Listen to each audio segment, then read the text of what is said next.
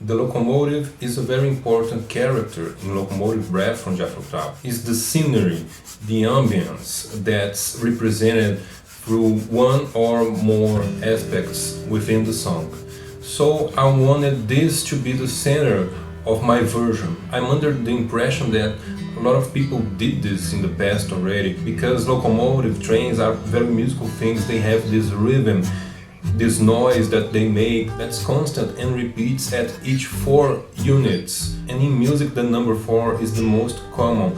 Most of the popular songs, they have a compass that's divided in 4 units, and each of those units can be divided in 4. Some others have 2 units, each of them can be divided in 4.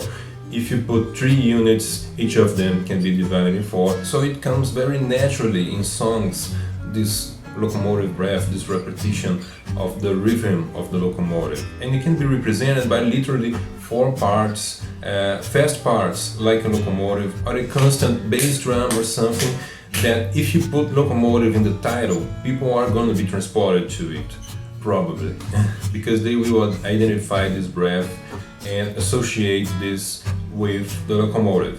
To represent the locomotive in the audio, I focused on the bass, and pretty much everything is constant except for the third verse on, where I decided to change the song so that it doesn't get too monotonous or something. But even then I kept something to represent the locomotive. So in the verses, the bass always follows the same rhythm, a quarter note every time, and the guitar serves as a complement to that.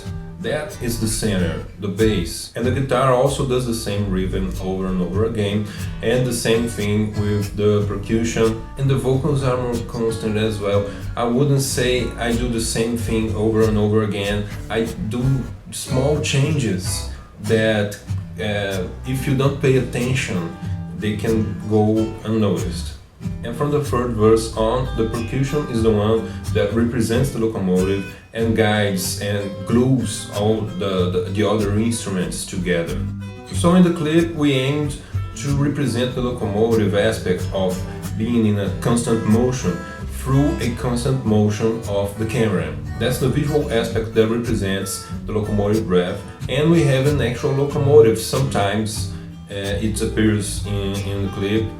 Actually, I think it was 3 of them. And also, locomotive is a topic that brings me back to old movies, to an older time, and I wanted that to be represented in the clip as well, with the colors being more orange, a filter that would allow the clip to seem like a movie about an older time, a western movie, or a countryside movie about, I don't know, the 50s, the 30s or something. And what would be the chorus is actually a bridge to the real chorus, which is the locomotive breath, which is the riff that has this bass when it's played without the vocals, where you can focus on the thing that represents this constant motion, the locomotive breath, like a quiet moment in between 2 scenes where nothing happens, but you can still hear the locomotive.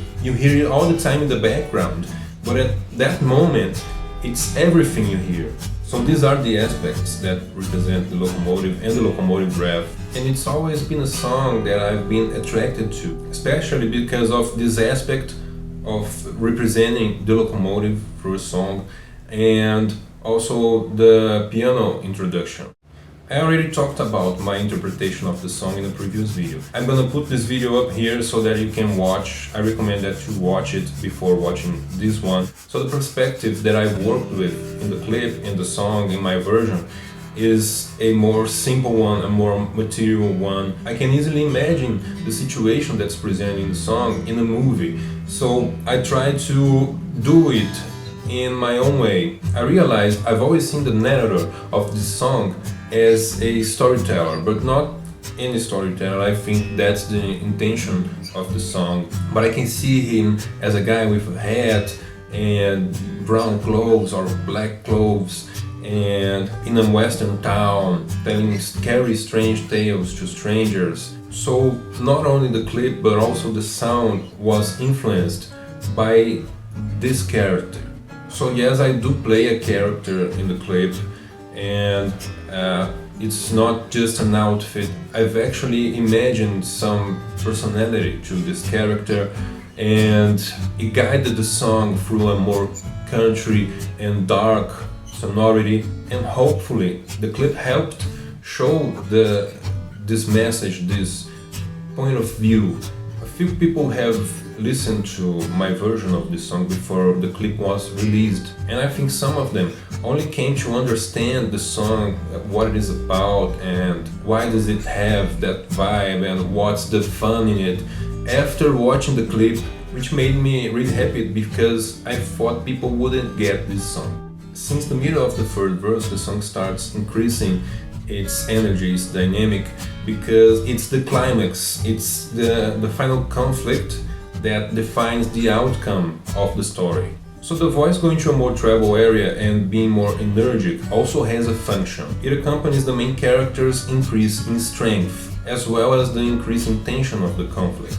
And the end of the song always was an open final for me, because the narrator or the main character thanks God for old Charlie stealing the handle, which might mean that the main character decided to suicide. So this was also a reason for me to return to a more bass area in the vocals in the very end of the song, because the climax has passed and the character returns to his normal zone, and maybe he realizes what he's done and regrets it, or just returns his focus to the never-ending locomotive breath, and now he feels empty because he doesn't have company anymore to fill the void of this constant thing with no surprises, always the same thing over and over again. So he's like, oh, now I'm gonna be alone in this thing. And I prolonged the vocals in the end to keep this notion that it's still in motion, and in spite of the end of the song, the real story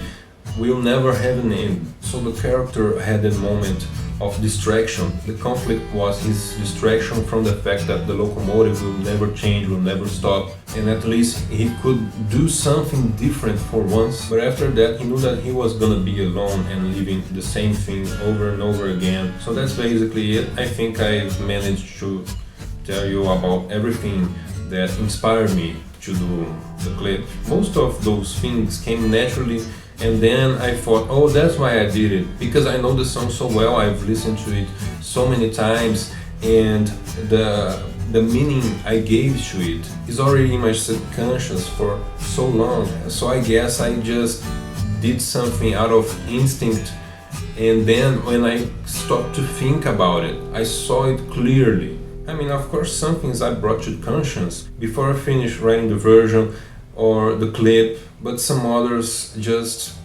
came to be.